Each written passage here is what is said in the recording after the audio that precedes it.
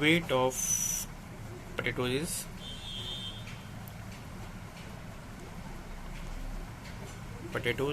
is x kg. The weight of potatoes is x. The weight of potatoes is x kg. Okay, this is a direct proportion.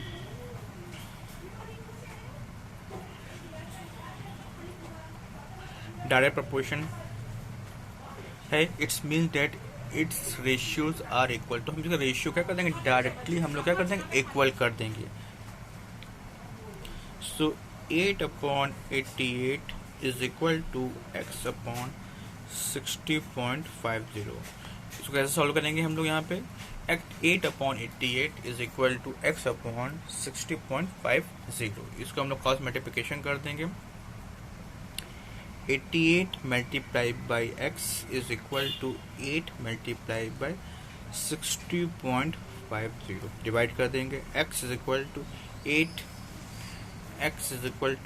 multiplied by 60.50 divided by 88. 8 से divide हो रहा है. 8 1 जा 8, 8 1 जा 8, 8 1 जा 8. यहाँ पे कितना आ गया, 60/50. 60.50 डिवाइडेड बाय 11. और यहाँ पे हम लोग 11 से डिवाइड कर देते हैं इसको. 11 1 11, 11 5 55. यहाँ पे 60 देखिए, 11 5 50, 60 है तो 5 बच जाएगा. 5 यहाँ पे आ जाएगा. जब 5 यहाँ पे आएगा तो क्या बन जाएगा, 55 बन जाएगा. 11 5 55. यहाँ पे 0 बचा, 0 लगा देंगे. So x is equal to 5.50 kilogram. So the weight of potatoes is 5.50 kg. If you have purchased potatoes of ₹60, ₹50, then it get a 5.50 kg of potatoes. Okay. Question number 9. In question number 9, suppose 2 kg of sugar contain 9 multiplied 10 to the power 6 crystals. अगर आप 2 kg sugar purchase करते हैं तो उसमें चीनी के टुकड़े या दाने कितने हैं. दाने क्रिस्टल में क्या होता है, दाने कितने, चीनी देखा होगा ना आपने, उसमें दाने होते हैं. तो दाने कितने, यहाँ पे दाने कितने दिए गए, 9 × 10 to the power of 6.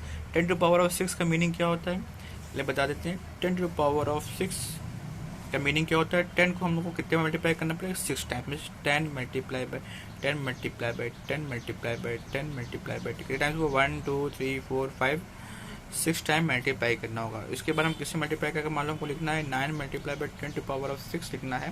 So 9 multiply by 10 multiply 10 multiply 10 multiply 10 multiply 10 multiply 10. ये 3 पार्ट हो गए, 3 पार्ट ऑफ 6 हो गया. तो this is the meaning of 10 × 10 to the power of 6. इसने क्रिस्टल्स को मल्टीप्लाई करने के लिए मल्टीप्लाई कर देंगे तो आपको पता चल जाएगा उस चीनी में 2 kg चीनी में कितने क्रिस्टल होंगे. लेकिन यहाँ पे आपको मल्टीप्लाई नहीं करना है. अगर मान लीजिए हम लोग 4 kg शुगर लेते हैं तो उसमें क्या होंगे, क्रिस्टल के क्या होंगे, दाने क्या होंगे, बढ़ जाएंगे. 5 kg लेंगे तो दाने क्या होंगे, बढ़ते जाएंगे. जैसे जैसे चीनी हम लोग क्वांटिटी बढ़ाते जाएंगे वैसे वैसे हमारे जो दाने क्रिस्टल्स हैं वो भी क्या करते जाएंगे, इंक्रीज करते जाएंगे. It's mean that this is a direct proportion. This is a direct proportion. This is a direct proportion. Means अगर हम लोग वेट बढ़ाते जाएंगे तो हमारे जो क्रिस्टल्स होंगे वो इंक्रीज करते जाएंगे. तो यहाँ पे 2 क्वांटिटीज दी गई है, एक हमारा वेट दिया गया शुगर का और नंबर ऑफ क्रिस्टल्स मीन्स कितने क्रिस्टल उसमें हैं. तो यहाँ पे हम लोग टेबल क्रिएट कर लेंगे. पहला दिया गया वेट दिया गया,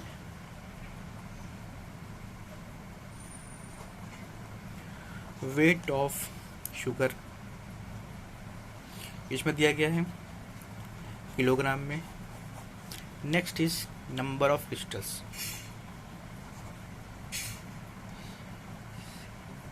नंबर ऑफ क्रिस्टल्स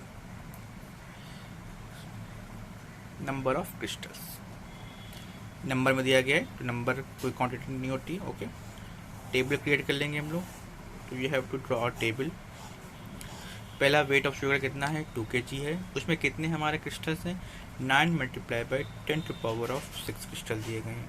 और सेकंड वाले का हमको कितना वेट करना है, 5 kg. यहाँ पे हमको कितने क्रिस्टल्स होंगे फाइंड करना है. मान लेते हैं let 5 kg contain x crystal. यहाँ पे लिख लेंगे let 5 kg of sugar contain x crystal.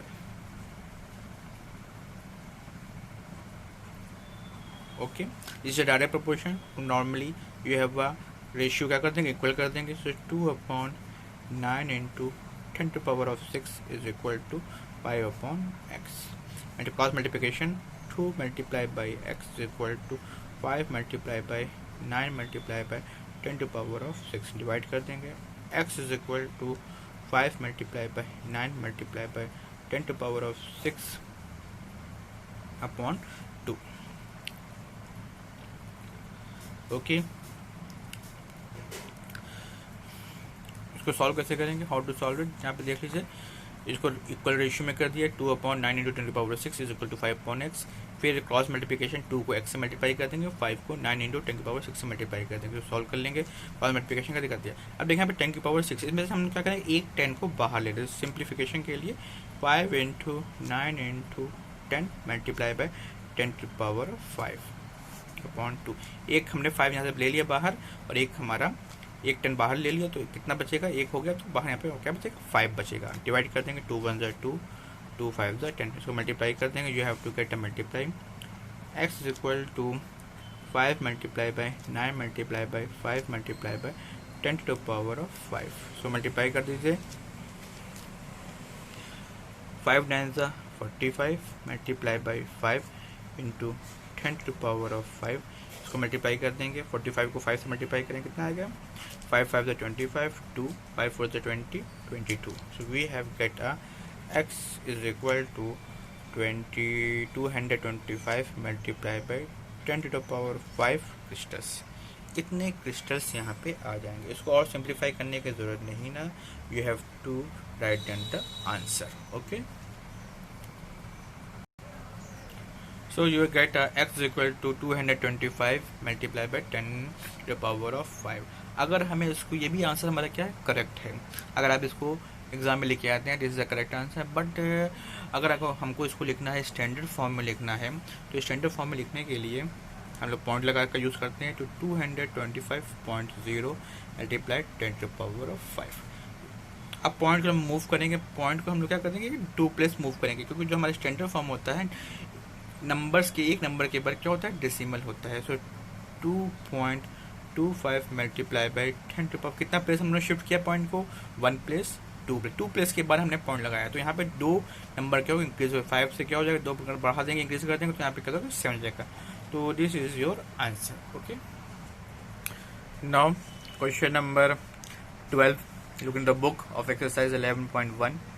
The monthly earning and monthly saving of Bhupendra are in the ratio of 4:1। Means कोई आदमी है जिसकी अर्निंग मीन्स जानते हैं, अर्निंग मीन्स क्या होता है, कमाई करना होता है, कितना वो कमाता है। एंड मंथली सेविंग मीन्स वो कितना बचाता है। मतलब मान लीजिए आप कुछ कमा रहे हैं, आपकी सैलरी है, तो आप पूरा नहीं बचा पाएंगे, कुछ ना कुछ आपका खर्च हो जाएगा, कुछ खरीदेंगे, अपने खाने पीने का सामान हो गया, तो कुछ ना कुछ पैसा हमारा क्या होता है, खर्च हो जाता है। तो जो अर्निंग है और सेविंग है, उसका जो रेशियो दिया गया है 4:1 है। इफ भूपेंद्र मंथली इनकम, अगर उसकी मंथली इनकम मतलब कि महीने में कितना कमाता है, 75,000 रुपीज़ कमाता है, तो उसकी सेविंग हमें बताना है। Okay, so this is direct proportion, because जो रेशियो है वो क्या है, सेम है। अगर वो ज़्यादा कमाएगा तो ज़्यादा खर्च करेगा, कम कमाएगा तो कम खर्च करेगा। ओके, तो राइट डाउन अ टेबल हम लोग बना लेते हैं, अर्निंग एंड सेविंग।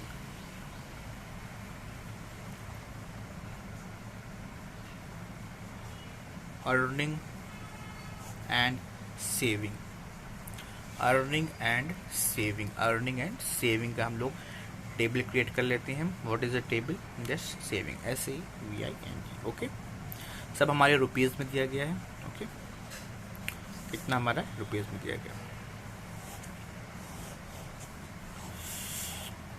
अर्निंग और सेविंग का जो रेशियो दिया गया, अर्निंग का रेशियो, और ये 4:1 है, तो 4/1 इसको हम लिख सकते हैं। यहाँ पे देखिए अपॉन है, 4/1 लिख सकते हैं।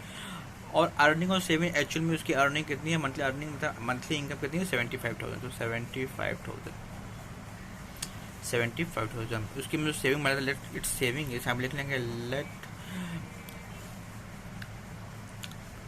let Bhupendra saving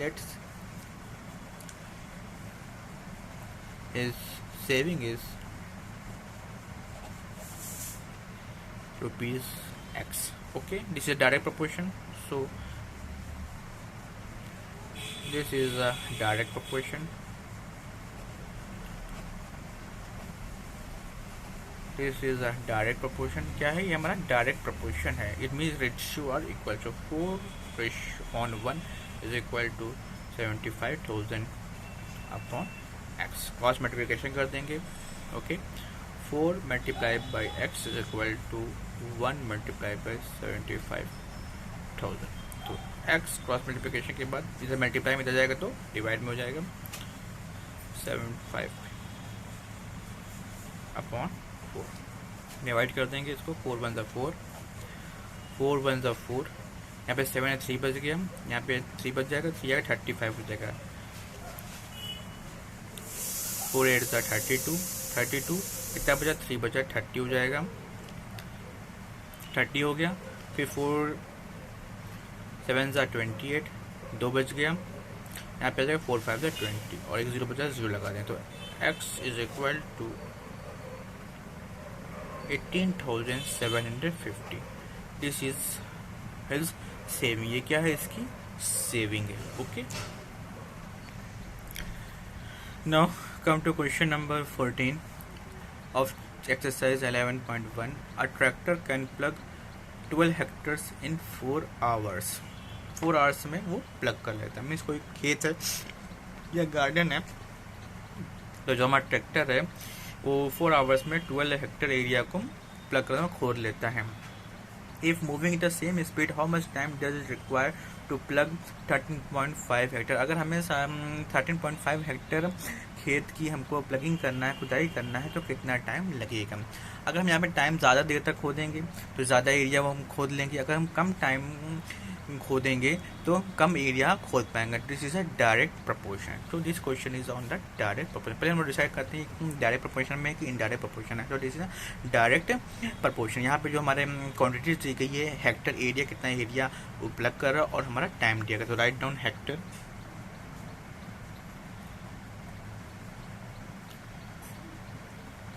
means area किसमें दिया गया? हेक्टर में दिया गया है. नेक्स्ट दिया गया है टाइम दिया गया है. कितना टाइम लगा? टाइम जो दिया गया है वो हमारा आवर्स में है. Okay, you have to draw a table. हम लोग टेबल ड्रॉ कर लेंगे. पहले जो हेक्टर दिया है, कितने हेक्टर? 12 हेक्टर से कितने टाइम में कवर करता है? ये 4 आवर्स में करता है.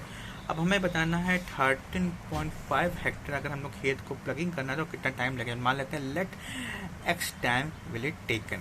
तो let time is x hours. Okay, x hours यहाँ पे हमारा कवर होगा. So this is a direct proportion. Write down direct proportion. In direct proportion ratio is equal to 12/4 is equal to 13/5/x. इसको हम लोग क्रॉस मल्टीप्लिकेशन कर लेंगे. 12 multiply by x is equal to 13.5 multiply by 4. 12 multiply by x is equal to 13.5 multiply by 4. Cross multiplication कर लेंगे. इसके बाद 12 से डिवाइड कर देंगे. So 13.5 multiply by 4/12. Okay, divided 4 1 ज़ा 4, 4 3 ज़ा 12. 3 से डिवाइड कर देंगे. 3 4 ज़ा 12. देखिए 13 है, 12 एक बच गया. यहाँ पे आ गया, क्या बन गया? 15 बन गया. तो 3 5 ज़ा 15. तो you have get a 4.5 hours. Okay, 4.5 hours हमारा हो गया. This is our answer. Write down homework. Complete exercise 11.1.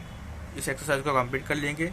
जो क्वेश्चन नहीं आएगा you have to discuss in the remedy classes और discuss classes. Okay, thank you very much.